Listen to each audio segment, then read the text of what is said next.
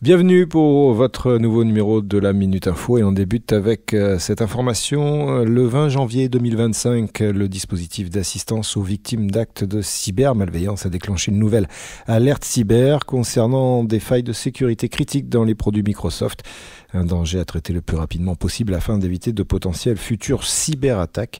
Lancé conjointement avec l'ANSSI en 2021, Alerte Cyber permet d'informer les entreprises, collectivités, associations ou particuliers face à la menace afin de les inciter à prendre les mesures qui s'imposent pour se protéger par l'intervention de dispositifs d'assistance aux victimes d'actes de cybermalveillance.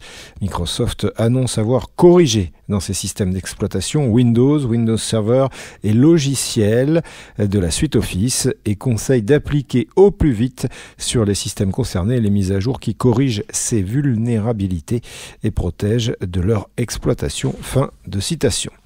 L'histoire de Thierry Gueffier au sein du groupe Samsic débute en 1998.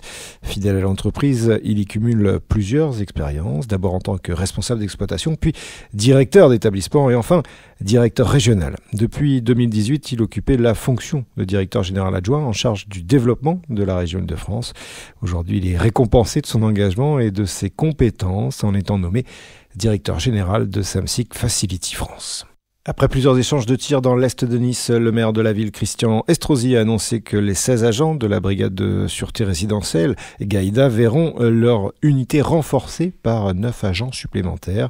Gaïda est présente en permanence sur le terrain, à l'instar de la force Sentinelle en matière de lutte contre le terrorisme, a déclaré le maire en conférence de presse.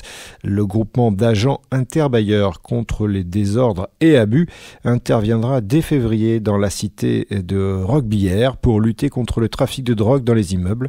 Ce déploiement a pour objectif de rassurer la population face aux violences et d'identifier les petits guetteurs et dealers. Les habitants pourront compter sur le savoir-faire de ce groupement, déjà actif dans un autre quartier sensible, celui des Moulins.